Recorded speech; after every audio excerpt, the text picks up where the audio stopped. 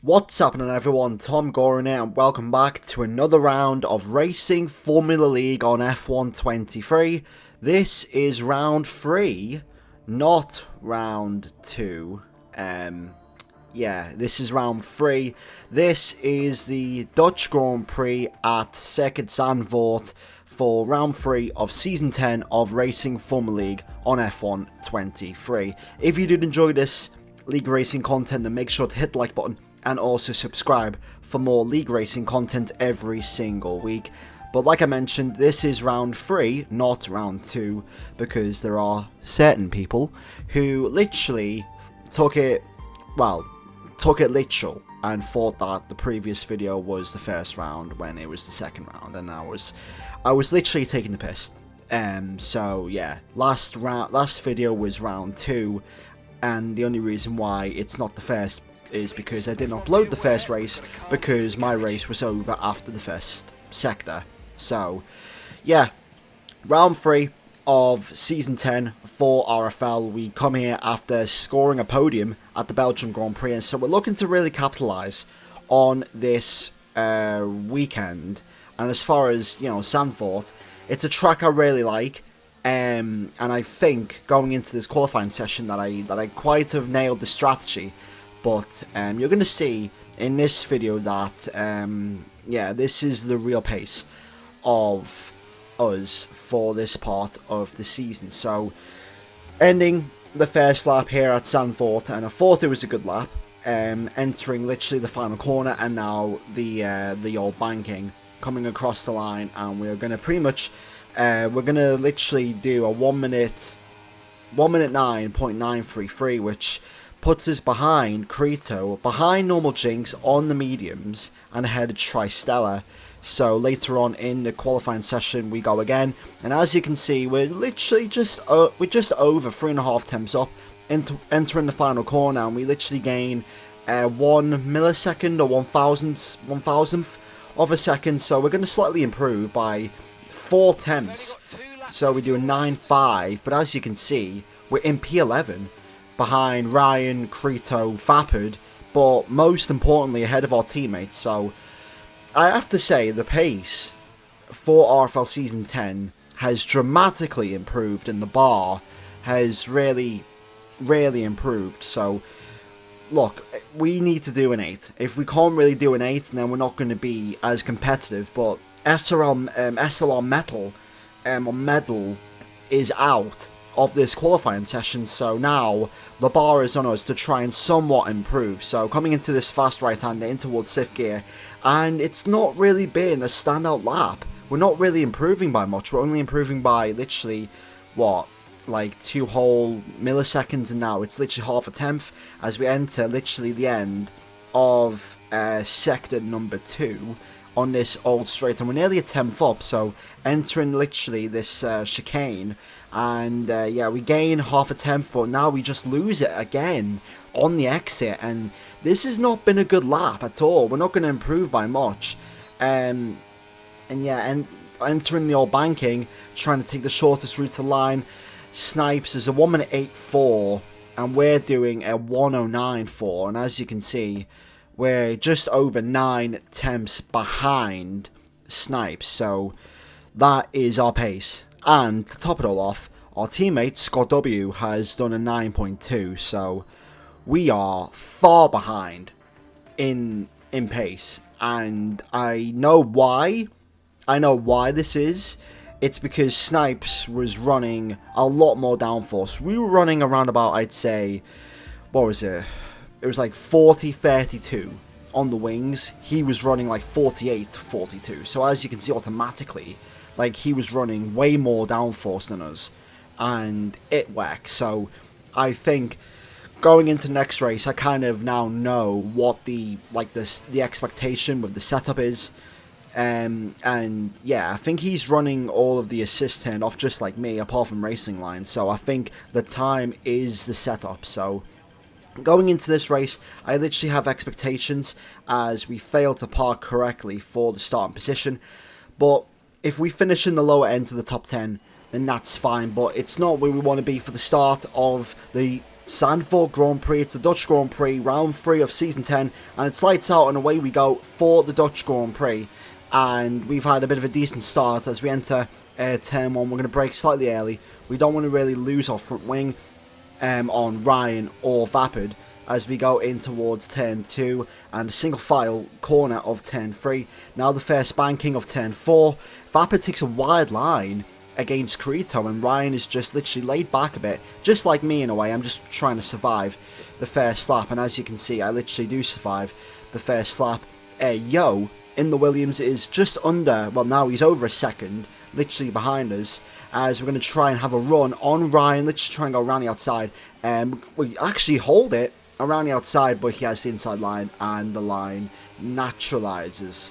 And this race was pretty much a frustrating race, and as you can see, look at the gaps between Snipes and the Ferraris compared to the Mercedes ahead, as we have a purple sector 3, believe it or not, so far in this race. So that's looking good, but we're just stuck behind Ryan, and between laps 4 and I'd say laps 12 or 13, it's just a constant DRS train, and there's not really much overtaking or anything happening. And as you can see, we're slowly falling away. We're slowly falling away from Ryan as we enter lap 7 of this race. So as you can see, we're just holding on with DRS with Ryan, and now Ryan has gone ahead of Vapid. Ryan is on the hard tyres, Vapid's on the mediums, and now Angelo is overtaking Tristella and Yo as well, as the first safety car comes out for this race. And yeah, not really a good start to this race, because we were getting held up with safety cars and just the pace wasn't there, and the only way that we were keeping up was with DRS.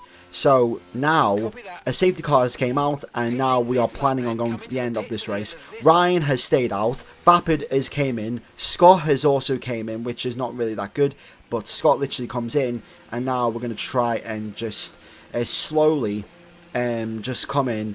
But Scott, as you can see, Scott comes out, and we are slightly held, which is not that good, and we have been held as well for a 1.8 second pit stop. But yeah, I've noticed that if you do get held, you get a quicker pit stop, but by 4 attempts. But we didn't have a quicker pit stop, and as you can see, we're literally in P9 behind Vapid and also Crito on the end of lap 10. Safety car is coming in for the beginning of lap 11, and I believe, is that a Ferrari in the lead? I think that's Jinx who's in the lead. He's really going slowly on the X of the banking, and away he goes. And we are green flag racing once again, as we actually get a decent run on Vapid. I'm going to try and actually go around the outside of the Haas driver in towards turn 1. There's a bit of contact between us and Vapid there, and as you can see, Vapid has the inside line, and that naturalizes my line, and Vapid is still ahead. Crito is going all over the place as we enter the banking, but once again, we don't really have a good exit, and yeah, we're just stuck again. And because everyone's running, you know, high downforce, I mean, we are running lower downforce compared to everyone else's, and that's why we're getting such good runs on the straight. And as you can see, Fins and Vapid going side by side. Fins actually goes for a dive, and SFR Fins overtakes Vapid Q74, and it's not really been a good start as far as us is concerned. I'm talking me, Vapid, Fins, Scott, Angelo, but Fins is the only guy who realistically has pace. And by the way, Fins actually made a mistake, and as you can see, Vapid, we have a great run on Vapid. We're going to use Jinx for Slipstream. We're closing up on Jinx. Around the outside we go. There's slight contact, as you can see, slight contact again on the side pots as we enter turn 2, and we have to leave Vapid room, and we make the overtake work. Now, on Vapid's screen, apparently I turn in them, but I'm literally, he was going to send it, but he was literally lying, so I'm going to send him my POV just to show that literally, when it comes side by side contact, this game is still not perfect, as we overtake normal Jinx, who is also on the hard tyres. So now, we are in the top 5, with only Scott W, literally our teammate, ahead of us, and we are now going to the end. Me, Scott, Vapid, yeah, us three, we are now going to the end as we have a massive run on Scott, and we used some of our ERS. And the aim of this part of the race was to try and work with Scott, just so we can literally exchange DRS. So that one lap I pass him and he passes me. It didn't really work in that way because he was running more downforce than me, and yeah, as you can see, Scott goes around the outside. I thought he was going to go on the inside, so that caught me off guard a bit. And now, as you can see, Snipes has overtaken Vapid, and now he's overtaken me, but he's literally came with fresh mediums, so yeah, he's going to have a massive pace advantage at the end of this race, and as you can see, he's already gone.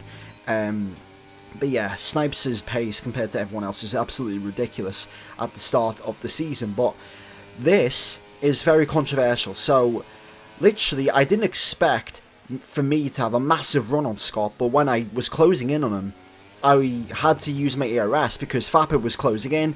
And I didn't mean to overtake Scott. But as you can see, Dan Davis in the Mercedes has crashed in the banking. And that is a safety car.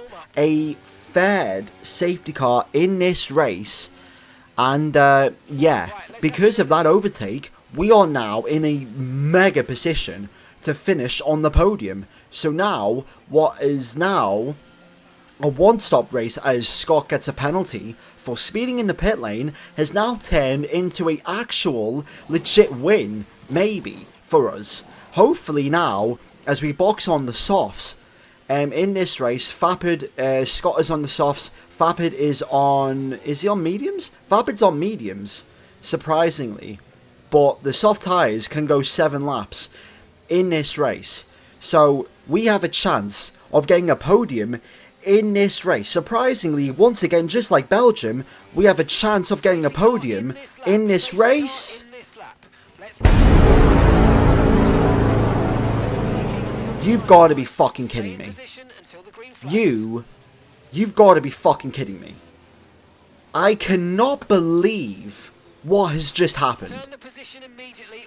We have just played a masterclass of a strategy to overtake our teammate right before a safety car, and we've literally had a chance of getting a podium, and then in preparation for the safety car restart, we get punted by Tristella.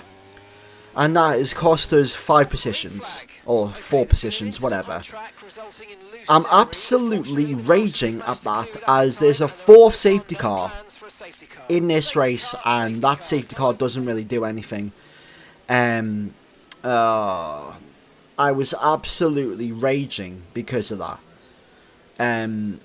We did nothing wrong this entire race, and yeah, the pace wasn't there compared to the front runners, but because of the one stop, we were in the right place at the right time. We were going to the end, and yes, we might have lost pace towards the end, but with that safety car, that has bailed us out.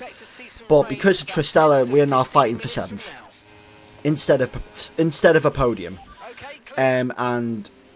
What pisses me off is that we could have used Tristella to hold up Vapid, Fins, and anyone like that because it was the end of the race, and we could have got a podium.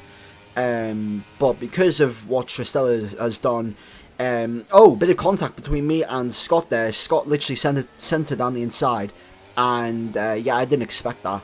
But because of what Tristella has done, he's now cost us a podium. We've literally 1 more lap to go, so I've sent a ticket in, and I'm going to send my footage after this race is concerned. But I'm very annoyed at that. Very annoyed, as you can see, Creto, Fins, and Ryan are literally going side by side in this corner, and yeah, nothing really happened. Yeah, and as you can see, I believe SLR Medal wins the Dutch Grand Prix, and as you can see, I crash into the wall, and Angelo has retired. He's crashed into the pit lane, but we finish in 8th place. So annoying in that race, man. We literally did nothing wrong. We could have had a podium, but yeah, thanks to Tristella, he got front wing damage, and thanks to Tristella, we've lost a lot of points. We lost pretty much, yeah, we've lost so much points in that. But that's that for round 3, the Dutch Grand Prix. We're finishing the points still, but that's so annoying. Thanks for watching, and I'll see you all in the next video.